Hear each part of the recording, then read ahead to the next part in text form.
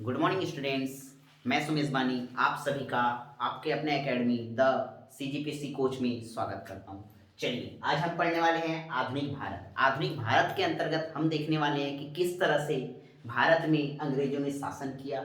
उसके अंतर्गत हम ये समझने वाले हैं गवर्नर सिस्टम को कि किस तरह से गवर्नर प्रणाली भारत में संचालित रही और किस तरह से उन्होंने यहाँ शासन किया।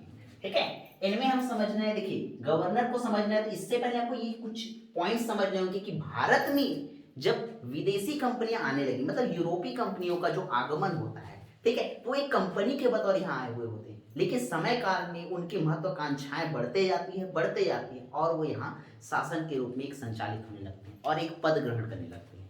मतलब अपने आप को इसका आधिपत्य या साम्राज्य विस्थापित करने लगते हैं या साम्राज्य को विस्तार करने लग जाते हैं। ठीक है, तो इसी क्रम में जैसे जैसे आगे बढ़ते जाएंगे तो सबसे पहले गतिविधियों को समझेंगे कि किस तरह से प्रथम श्रेणी में कंपनी के कुछ अधिकारियों के द्वारा यहाँ विद्रोह हो जाता है। ठीक है, यहाँ के नवाबों के विरुद्ध वो लड़ने लगते हैं और इस तरह से वहां से वो आधिपत्य जमाते हैं और उस तरह से उनमें शासन कर लिया जाता है। ठीक है, लेकिन जैसे जैसे आगे समय बढ़ता जाएगा तो एक पद ग्रहण करने पे इन्होंने अपने आप को नाम दिया कि बंगाल, मतलब बंगाल में इनका आधिपत्य होने लगा।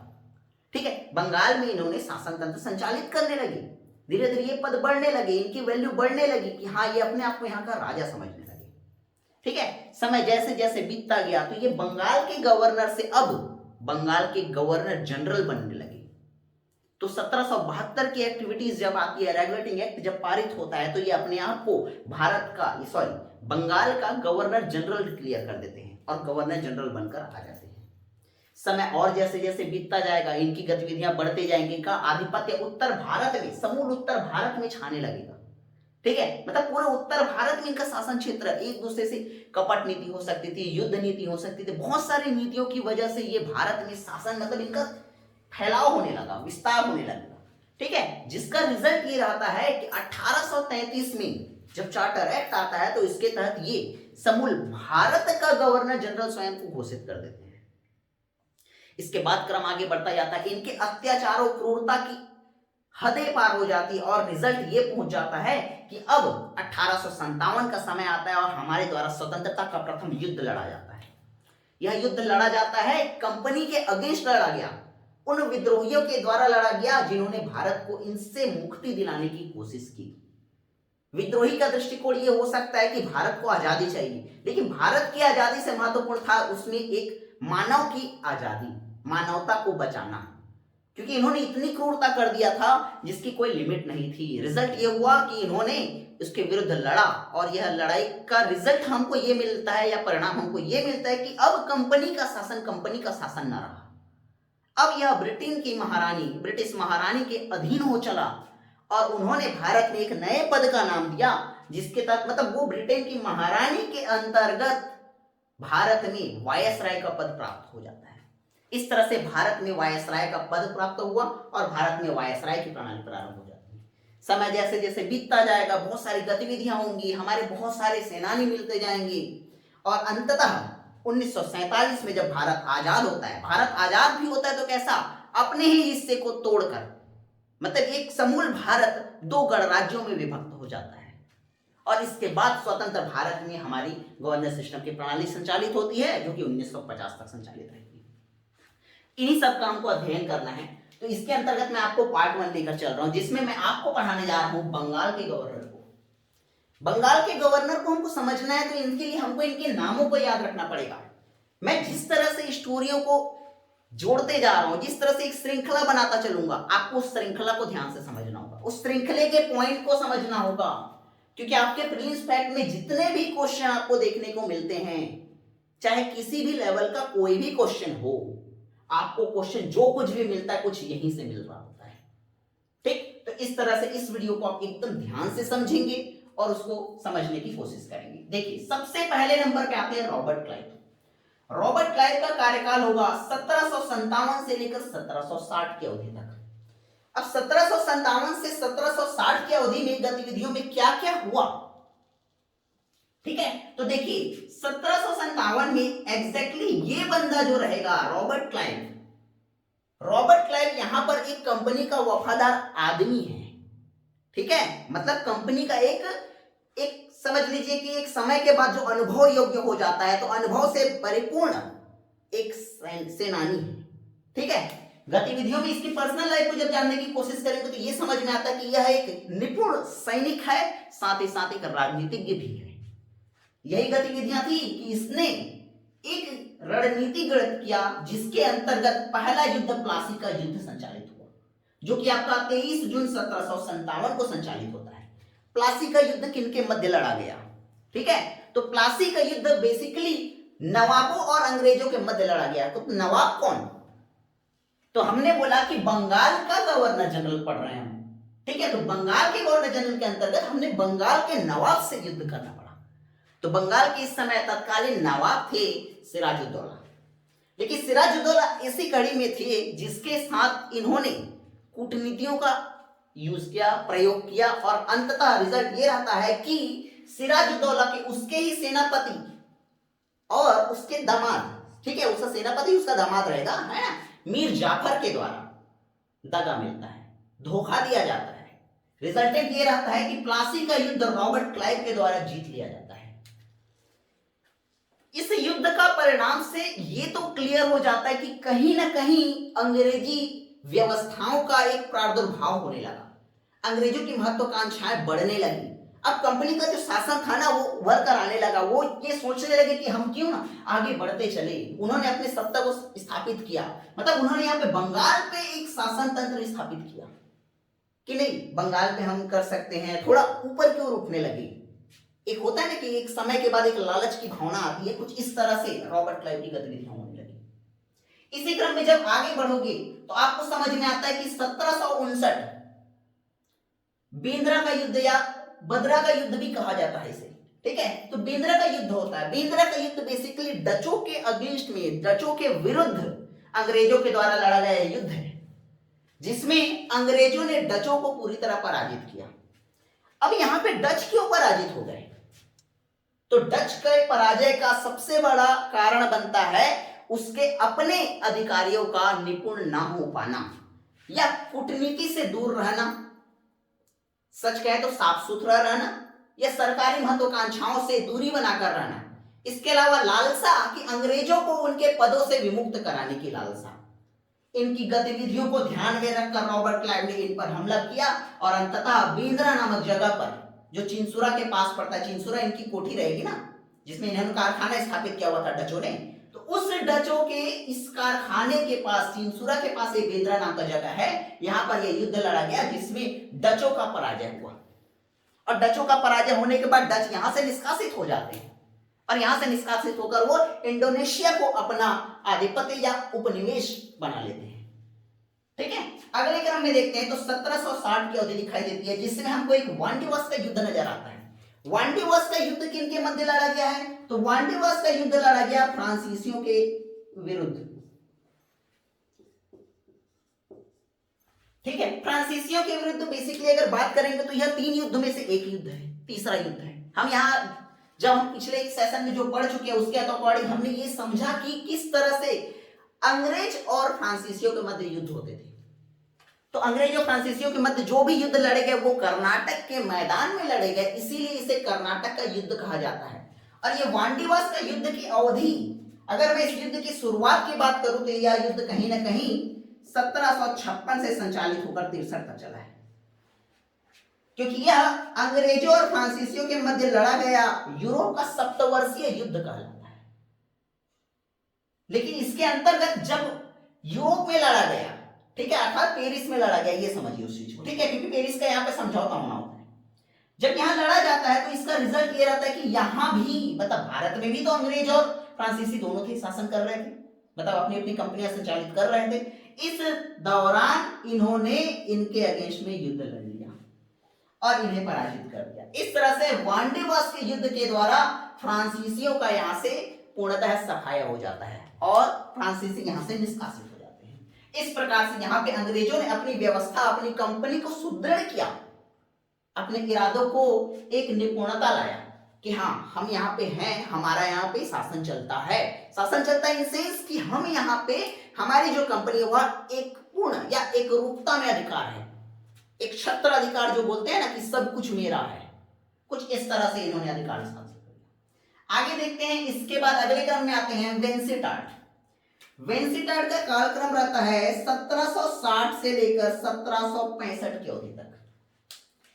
इनके कार्यकाल के दौरान सबसे पहला पॉइंट बनता है आपका पानीपत का तीसरा युद्ध, जो कि 23 जनवरी 1761 को लड़ा गया। अब पानीपत का तीसरा युद्ध किस पॉइंट से मिलता है मेरे को, तो पानीपत का तीसरा युद्ध बेसिकली लड़ा गया है मराठों और अहमद शाह अब्दाली के मध्य, जिसमें अब्दाली विजयी होता है, मराठे बुरी तरह पराजित होते हैं। पराजय का कारण क्या, तो पराजय का कारण है कि महज 16 वर्ष के बालक सदाशिवराव को सेनापति बनाकर वहां भेजना, उसकी योग्यता में कमी अर्थात अयोग्य होना, साथ ही साथ जो गतिविधियां कि ये युद्ध लड़ने जाते मराठे तो पूरे फैमिली को लेकर चले जाते, तो कहीं ना कहीं इन सभी गतिविधियों का रिजल्ट ये रहा, परिणाम ये मिला मुझे कि पानीपत के युद्ध में मराठों की बुरी तरह पराजय हुई। शायद ये कहा जाए कि मराठे पूरी तरह से क्षतिग्रस्त हो चुके थे। ये आपका पानीपत का तीसरा युद्ध होता है। इस तरह से यहां अब्दाली विजय हुआ। ठीक, आगे की ओर बढ़ते हैं तो 1763 में आते पटना हत्याकांड।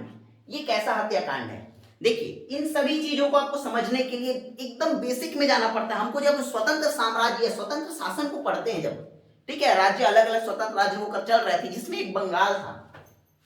बंगाल के अंतर्गत जब हमने देखा कि सिराजुद्दौला का पतन हुआ, सिराजुद्दौला मारा गया युद्ध में, इसके बाद उसका जो थे उसका सेनापति जो था जिसने उसको धोखा दिया, ठीक है, तो उसके धोखे की बदौलत उसे अंग्रेजों ने, मतलब भाई अंग्रेजों की चारण भक्ति किया ना उसने, तो अंग्रेजों की चारण भक्ति का रिजल्ट उसको यह मिलता है कि वह नवाब बनकर आता है।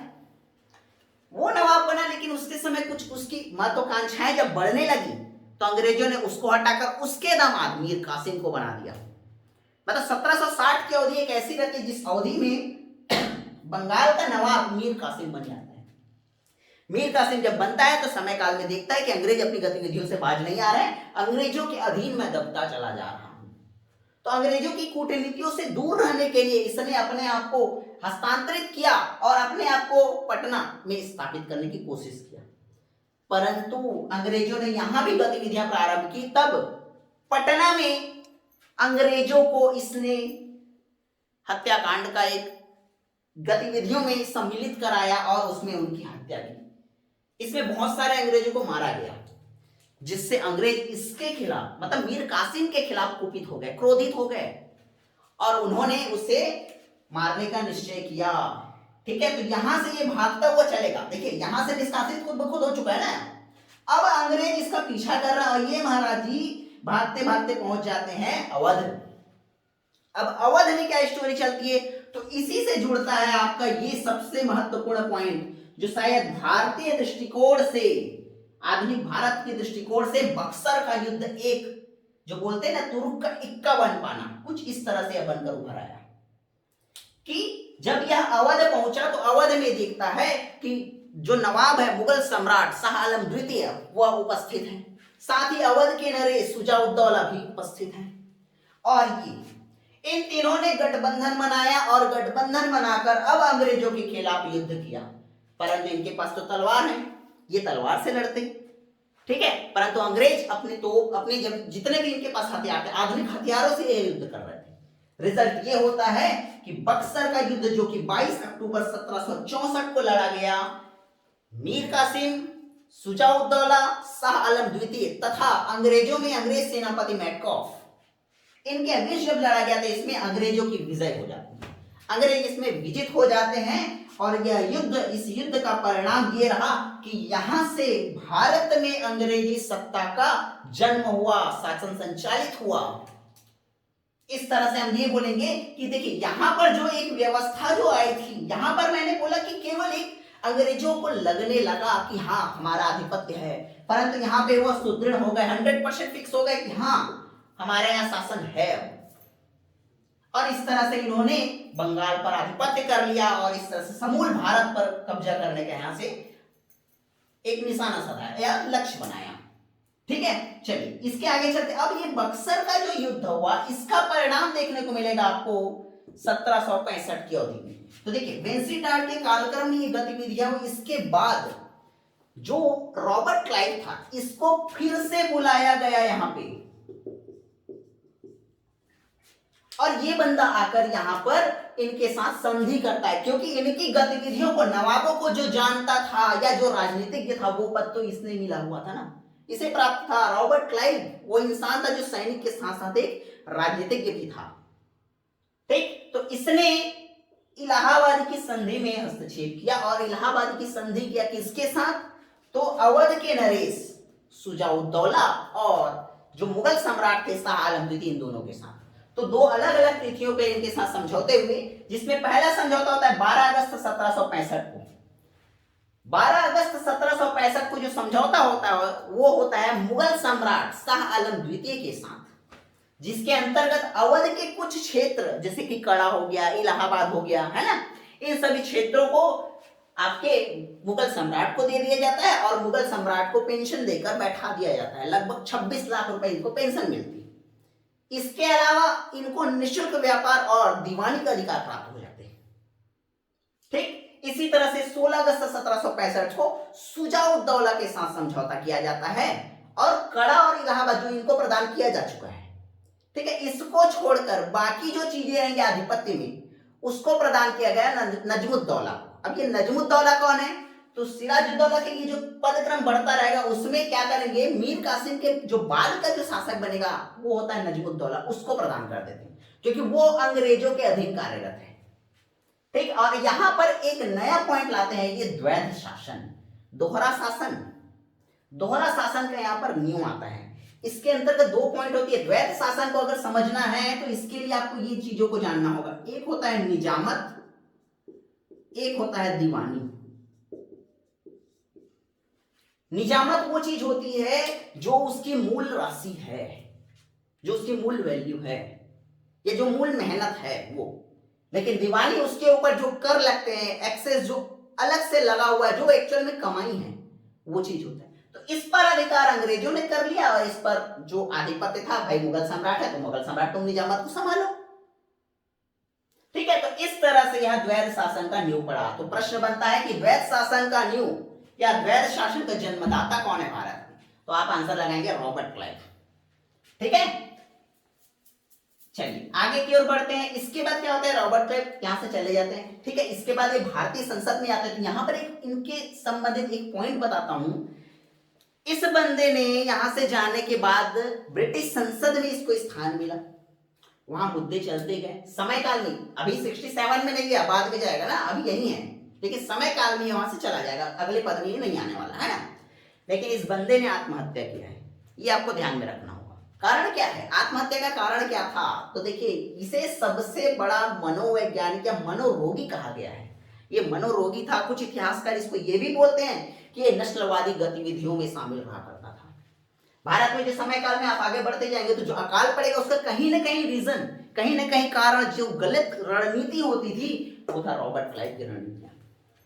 ठीक है, इस तरह से अपने आप से ग्लानि महसूस करके इसने अपने आप को खत्म कर दिया था, ये माना जाता है। बाकी इतिहास में इसके बारे में और भी फैक्ट्स हमको मिलते हैं कि मतलब इसके बारे में कहानियां भी और मूवी भी बनी हुई है ना। तो ये सारी चीजें हमको नहीं समझना, बस इतना ध्यान रखेंगे कि अंग्रेजी राज्य का भारत में संस्थापक कौन है। अगर ये प्रश्न पूछ दिया जाए तो आप आंसर रॉबर्ट क्लाइव को ले लेंगे। ठीक है, चलिए आगे बढ़ते हैं, देखते हैं हम वर्लेस्ट। इसके बाद के क्रम में आते हैं वर्लेस्ट महोदय, जिनका कालक्रम रहेगा 67 से 69। ठीक है, 1767 से 1769। अभी 1767 से 69 की गतिविधि में एक ही महत्वपूर्ण गतिविधि नजर आती है, वो होता है आंग्ल मैसूर का प्रथम युद्ध। ठीक है, आंग्ल मैसूर प्रथम युद्ध किनके मध्य लड़ा गया? तो देखिए, इसमें थोड़ी गतिविधियों को समझने की कोशिश करना। ये जो मैं युद्ध का क्रम जो लाता हूं बीच बीच में, ये क्या है, आप पहले इन चीजों को समझ चुके कि किस तरह से ये स्वतंत्र साम्राज्य रहे हैं। ठीक है, इसी क्रम में जब समझोगे तो ये समझ में आता है कि मैसूर क्षेत्र में हैदर अली का आधिपत्य था।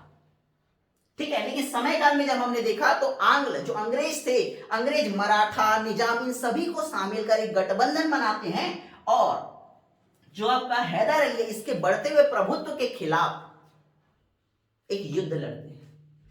परंतु इस युद्ध का परिणाम यह होता है कि यहां पर अंग्रेजों की पराजय होती है कुछ हद तक। ठीक है, जिसके कारण इन्हें मद्रास की संधि करना पड़ता है।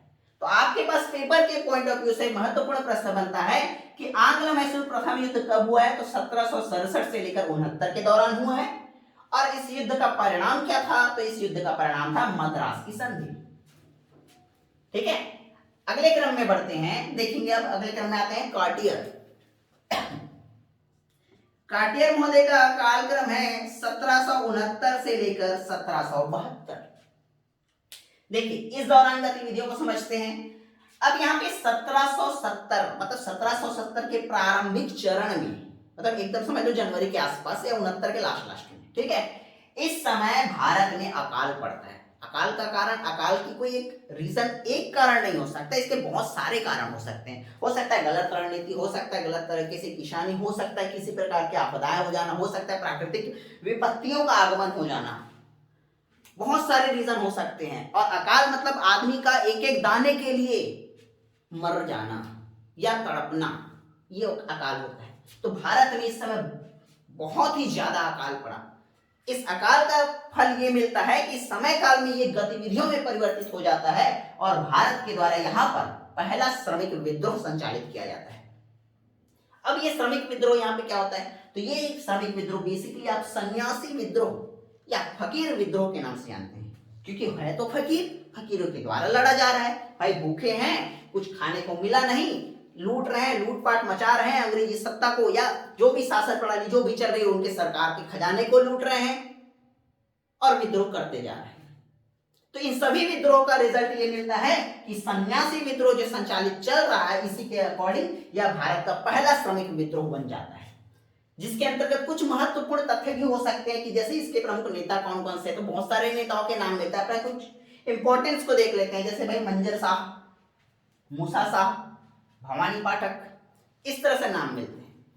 इसी से एक प्रश्न और बनता है कि बंकिम चंद्र चट्टोपाध्याय के द्वारा रचित जो आपका लिखा गया है, ठीक है, कि जो प्रथम अध्याय जो मिलता है ना, तो इसके बेस पे ये माना जाता है कि सन्यासी विद्रोह के द्वारा भारत का राष्ट्रीय गीत की उत्पत्ति हुई है, क्योंकि यहीं से वो राष्ट्रीय गीत जो है, जो आपने चलता है ना, उन चीजों को यहां बनाया गया है। ठीक है, आगे की ओर बढ़ते हैं तो 1770 की अवधि में ही भारत में पहले बैंक की स्थापना हुई, बैंक ऑफ हिंदुस्तान। ठीक है, यहां पर एक पॉइंट और लिख सकते हैं कि 1770 की अवधि में ही पहला भारत में लाइफ इंश्योरेंस कंपनी का आगमन हुआ, जो कि आगमन हुआ था आपका कलकत्ता में। ठीक, इस तरह से आपको ये पॉइंट्स मिल सकते हैं। ठीक है, चलिए आगे की ओर बढ़ते हैं। वॉरेन हेस्टिंग्स, ठीक है, वॉरेन हेस्टिंग के कालक्रम में देखेंगे तो सबसे पहला महत्वपूर्ण पॉइंट आता है 1772 का। 1772 में जब ये आता है तो यह देखता है कि ये द्वैध शासन की जो प्रणाली रॉबर्ट क्लाइव के द्वारा संचालित किया गया है, यह कहीं न कहीं क्षतिग्रस्त हो चुका है, टूट चुका है, बिखर चुका है, नए तरीके से बनाने की जरूरत है। वो क्या करता है, सबसे पहले इस द्वैध शासन को ही खत्म कर देता है। ठीक है, तो द्वैध शासन को लाने वाला कौन, रॉबर्ट क्लाइव, और उसे समाप्त करने वाला कौन, तो वॉरेन हेस्टिंग्स। ठीक है,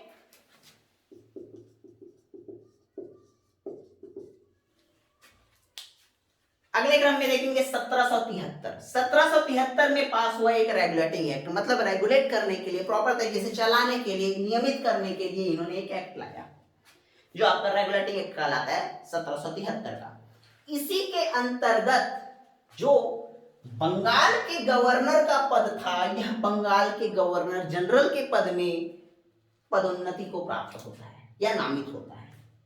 ठीक है, तो यहां से देखिए, तो यहां पर दो पॉइंट बन सकता है। एक देखिए, भारत का पहला या सॉरी बंगाल का पहला गवर्नर कौन है, तो रॉबर्ट क्लाइव है। प्रश्न ये हो सकता है कि बंगाल का अंतिम गवर्नर कौन है, तो ये है आपका वॉरेन हेस्टिंग्स।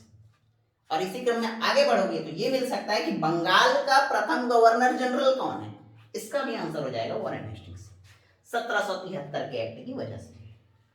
ठीक है, इस एक्ट में जाएंगे तो यहाँ पे हमको दो महत्वपूर्ण पॉइंट मिलता है। 1774 की गतिविधियों में पहला भारत में सुप्रीम कोर्ट की स्थापना हुई, जो कि कोलकाता में स्थापित हुई। अब मैंने बोला सुप्रीम कोर्ट, ये एक बहुत बड़ा पॉइंट हो जाता है, उच्चतम न्यायालय। भारत में उच्चतम न्यायालय की स्थापना दिल्ली में है, परंतु इस दृष्टिकोण से मैंने बोला कोलकाता में, क्या कि उस समय का पहला है और वहां नाम होता है उच्चतम, क्योंकि उनके विस्तार क्षेत्र में यह सबसे बड़ा न्यायालय है।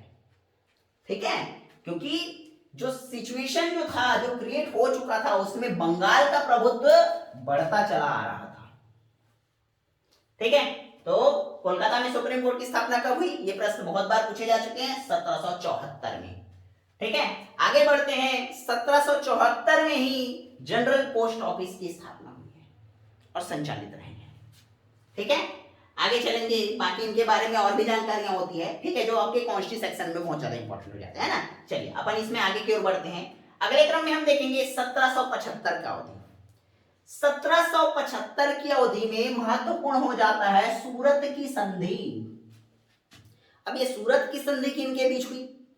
फिर से हम मराठों को थोड़ा याद करते हैं तो देखिए, हमको ये समझ में आता है कि मराठा शासन जो संचालित होता है, धीरे धीरे धीरे धीरे बढ़ते बढ़ते एक पेशवाई के क्रम में बढ़ जाता है। पेशवाई के क्रम में जैसे जैसे बढ़ते जाएगा तो एक रघुनाथ राव का नाम आता है। ठीक है, रघुनाथ राव को सत्ता न मिल पाने के कारण, या नवाब न बनाने के कारण, या पेशवा न बनाने के कारण, यहाँ पे आप सारे पॉइंट्स यूज कर सकते हो, क्योंकि वह पेशवाई का क्रम चल रहा है तो आप पेशवा को महत्व देते हुए चलेंगे। पेशवा न बनाए जाने के कारण और पेशवा बनने की महत्वाकांक्षा के कारण इसने अंग्रेजों के साथ समझौता किया, जिसे आप सूरत की संधि के नाम से जानते हैं।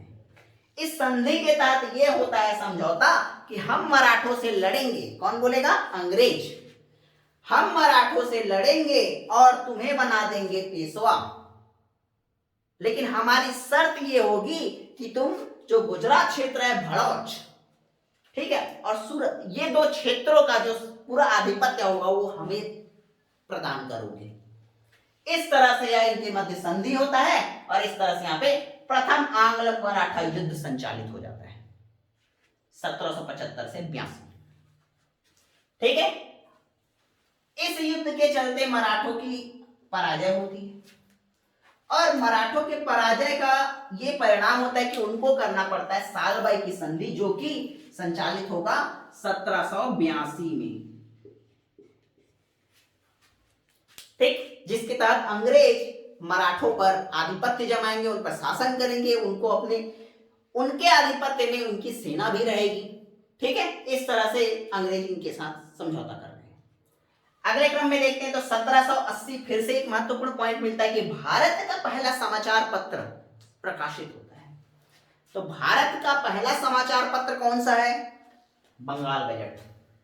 दूसरा प्रश्न हो सकता है कि बंगाल गजट या भारत का पहला समाचार पत्र कौन सी भाषा में लिखा गया है? अंग्रेजी में प्रकाशित हुआ था भैया। ठीक, और इसके संपादक कौन थे?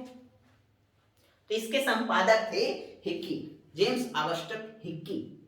ठीक है, इस तरह से मैंने यहाँ तीनों नाम लिख दिए हुए, तीनों पॉइंट्स लिख दिए, तीनों पॉइंट्स को आपको समझना है।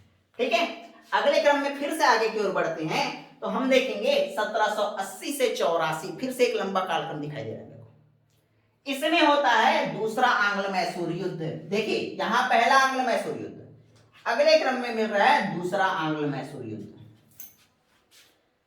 अब ये क्यों युद्ध हुआ भैया? अब क्या रीजन था कि इस युद्ध के कारण यहां पर युद्ध होने का रीजन क्या है? तो यहां पर युद्ध होने का रीजन है अंग्रेजों के द्वारा जो यहां समझौते हुए, उस समझौते का उल्लंघन किया गया, जिसके चलते रोष में आकर, गुस्से में आकर हैदर अली के द्वारा अंग्रेजों के विरुद्ध निर्णय लिया गया और यह युद्ध संचालित हुआ। इस युद्ध का परिणाम से पहले ये एक पॉइंट बन जाता है कि इस युद्ध को लड़ते लड़ते 1782 में एक परिवर्तन आता है। वो परिवर्तन ये रहता है कि हैदर अली की मृत्यु हो जाती है।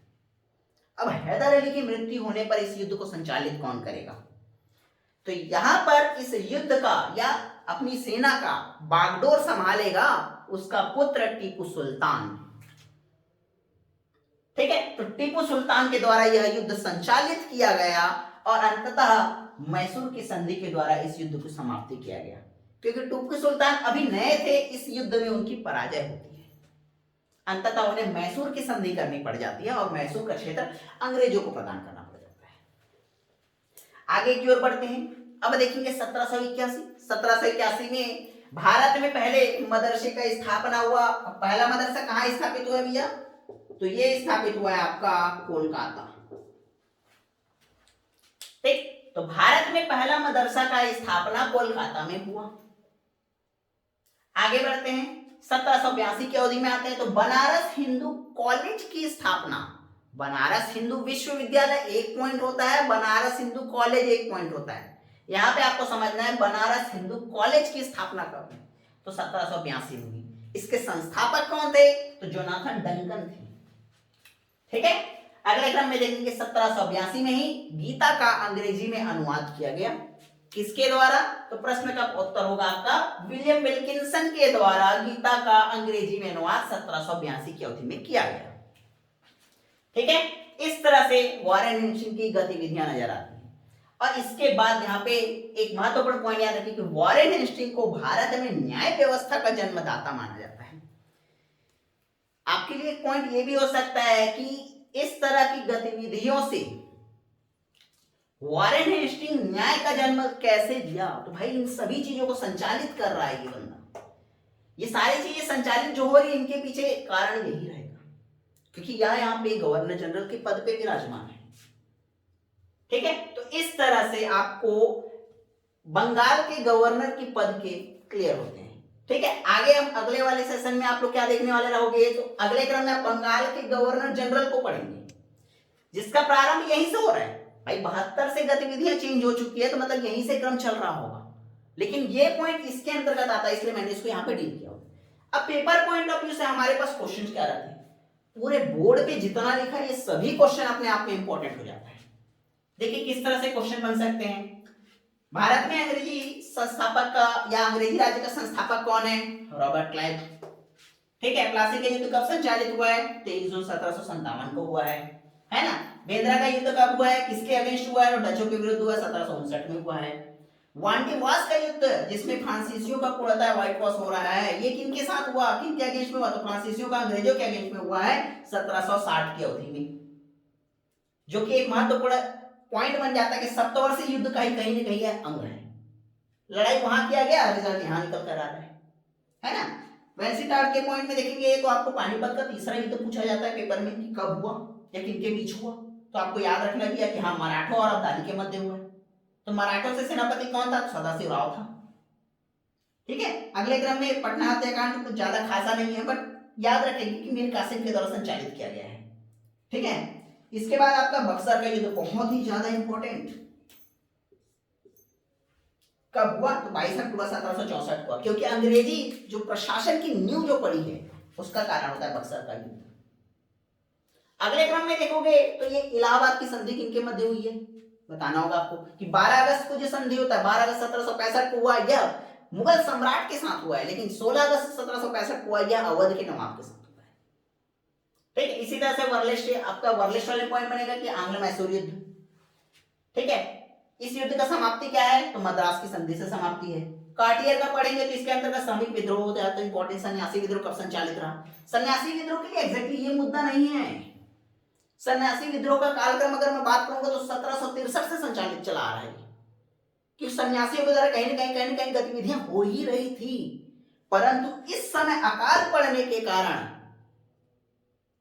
जो लोग प्रताड़ित हो रहे थे वो इनके साथ मिल गए और उनके साथ मिलकर युद्ध में भाग लेने लगे या विद्रोह करने लगे, प्रताड़ित करने लगे, प्रशासन के साथ गतिविधियां करने लगे, उनके विरोध में आ गए, उनके सामानों को लूटने लगे, खजाने लूटने लगे। ये गतिविधियां यहाँ हो रही थी। तो इस तरह से आपका 1770 का महत्व हो जाता है ना। ये दोनों पॉइंट इंपॉर्टेंट है कि पहला बैंक कौन सा है आपका इंडिया का, है ना। दूसरा पहला LIC कहाँ स्थापित हुआ है। अगले क्रम में वॉरेन हेस्टिंग्स देखेंगे तो द्वैध शासन का महत्वपूर्ण पॉइंट, द्वैध शासन का संस्थापक कौन है, द्वैध शासन का अंत करने वाला कौन है। ठीक है, रेगुलेटिंग एक्ट कॉन्स्टी के महत्वपूर्ण से, कॉन्स्टी के दृष्टिकोण से बहुत ही ज्यादा महत्वपूर्ण। अगले क्रम में देखोगे सूरत की संधि किनके मध्य हुई है। ठीक है, प्रथम आंग्ल मराठा किनके मध्य हुआ, साल भाई की संधि कब हुई? तो 1782 याद रखेंगे आपको, है ना। पहला समाचार पत्र भारत का कौन सा है और किस भाषा में, किसने उसका संपादक कौन था? 3 महत्वपूर्ण क्वेश्चन, एक लाइन में आंसर। बंगाल गजट अंग्रेजी में और जेम्स ऑगस्टस हिक्की के द्वारा इसको संपादित किया गया है। अगले क्रम में देखोगे तो दूसरा आंग्ल मैसूर युद्ध, इनके बीच 4 युद्ध हुए हैं। जैसे जैसे आगे बढ़ते जाओगे उन क्रम को मैं लाते जाऊंगा, ठीक है।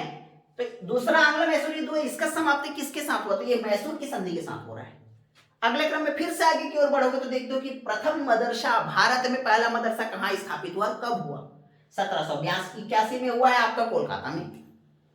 फिर से आगे बढ़ोगे तो बीएचयू के बारे में जानते हैं। तो देखिए बीएचसी बनारस हिंदू कॉलेज के बारे में जानकारी है, जो कि जोनाथन डंकन के द्वारा स्थापित किया गया। कब? 1782 की अवधि में। इसके बाद गीता का अनुवाद हो जाता है, ठीक है। तो चलिए आज के लिए इतना ही।